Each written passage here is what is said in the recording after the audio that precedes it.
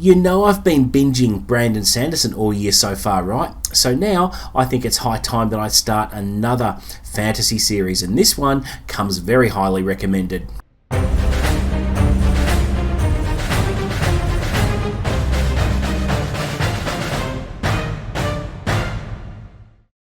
What's up guys, and welcome back to the channel. You're with Chris, and today I'll be wrapping up yet another week as we move into the halfway point of July already.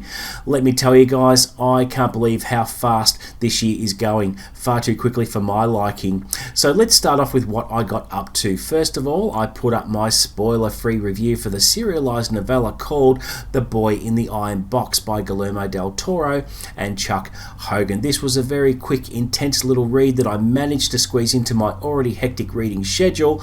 It was actually broken up into 6 parts of about 20 to 25 pages each, so you can imagine how quick I smashed through it. And I always enjoy when Amazon release this label, Amazon Original Stories. They creep up on me quite unexpectedly, like they did last year when Amazon released a series of short stories by modern horror authors, which was a great surprise as well.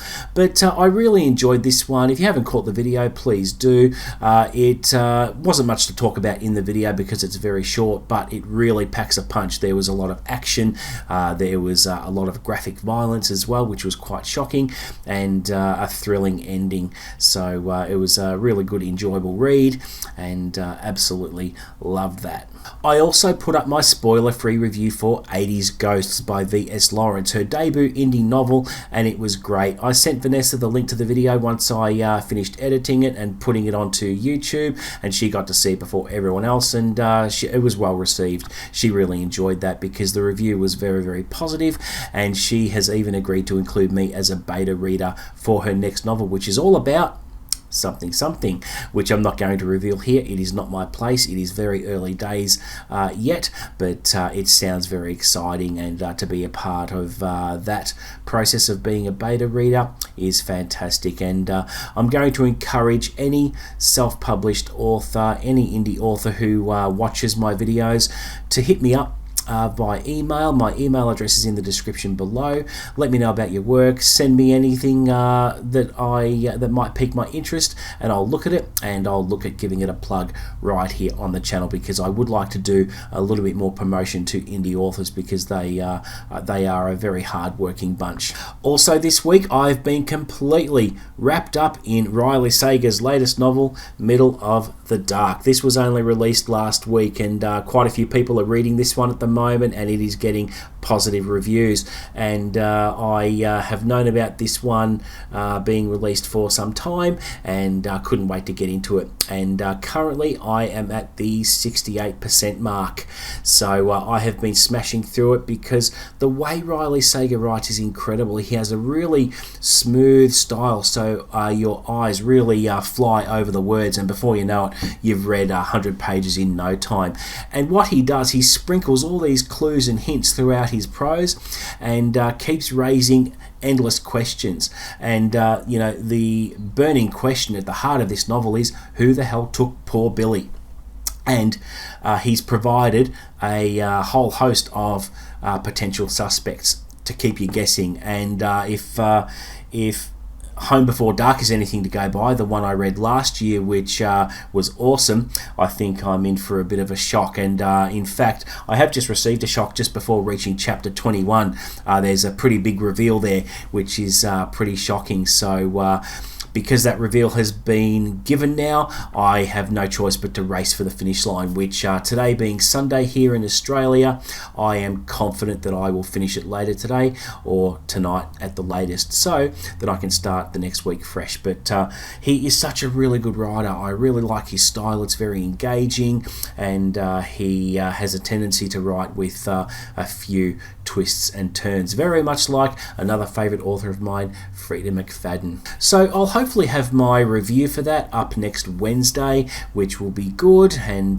just got to finish it tonight and collect my thoughts and write some notes and things like that, and have a think about it. And of course the review will be spoiler free, but can't wait to bring that one to you. This week I've been doing a little bit of channel maintenance. What I mean by that is I've been looking at my latest thumbnails, which I've gotten to a reasonable standard now because YouTube are actually promoting my work and showing my thumbnails. I think I got 250,000 impressions this week, which was ridiculous. I don't know if that's good or not, but it means that I've finally managed to create some thumbnails that catch the eye.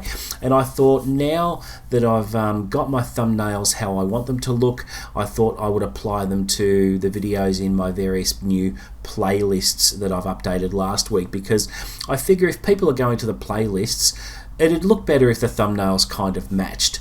And I've just been applying the elements that I use now to the older thumbnails, and I have actually started that with some Star Wars Expanded Universe reviews I did last year. So it's a slow burn project. I'm just going to slowly roll it out and do a couple of new thumbnails every now and then, and just make sure that it's the aesthetics look pretty good, because there are playlists that contain videos going way back, and there are some thumbnails there that are very questionable.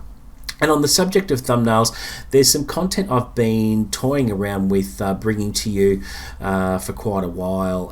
I'm thinking of, I've been on YouTube for 3 years now, and I think it's high time that I chronicle a journey from start to finish where I can share how my thumbnails have evolved over time.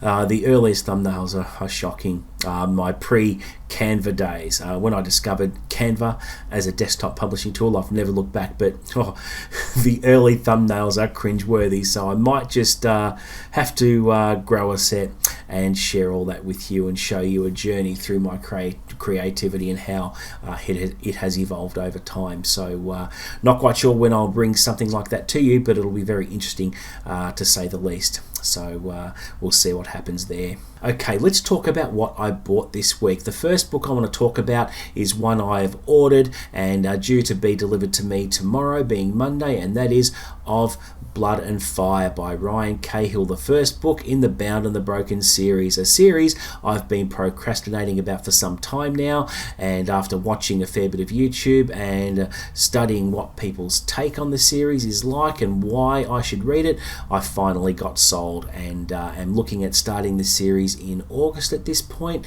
which will be very, very awesome.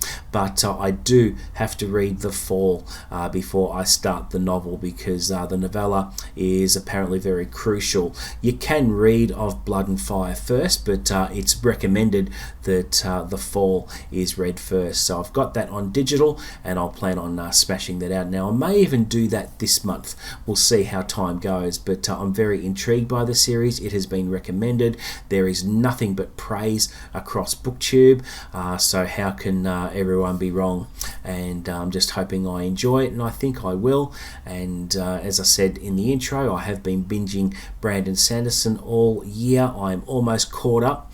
I have to read The Lost Metal in the Mistborn Era 2 series. I do have to read the Special Projects, and of course I have to read Dawnshard, which I'm hoping to read next week possibly. It all depends on what John over at Talking Story is up to. He has indicated that he'll be reading it this month as well, so I want to make sure that I read it at the same time he does, so that we can compare notes on that one. And then of course I'll be ready for Wind and Truth by December, the 5th book in the Stormlight archive. It's going to be all very exciting. I also bought a copy of Then She Was Gone by Lisa Jewell, a very good thriller writer, psychological thriller, and this one looks really, really interesting. It's from about 2017. It is a bit of an older one, but I saw it recommended on Facebook, and I thought I'm going to snatch it up, and this one only just arrived this past week.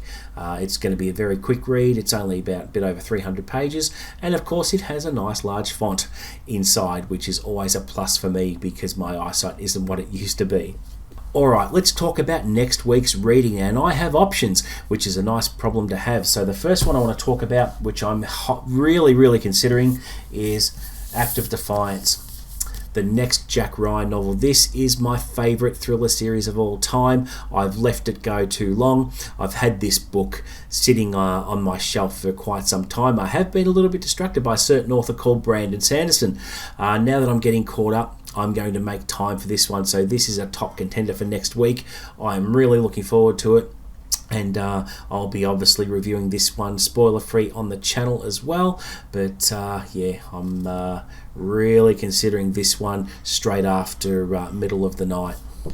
And I'm also going to consider The Housemaid is Watching, which is the third book in the series from Freida McFadden. I enjoyed the first two books a lot, and this one I think is going to be no exception. So yeah, looking forward to that as well. And then I might look at Small Town Horror by Ronald Malfi, one title I've been wanting to get into for a little while, and we'll see how that goes. So I've got 3 to choose from, which means that I might actually finish 2 of these and review them on the channel for you. So we'll see how that goes. But exciting times ahead for next week. I am really looking forward to next week's reading because there are some great choices there. And also next week I am participating in a live chat with John over at Talking Story, all about Oathbringer, where we're going to be joined by Laura from Fantasy Awash. We're going to be talking spoilers. We're going to be taking apart the book. We're going to be comparing notes about what we loved about the book.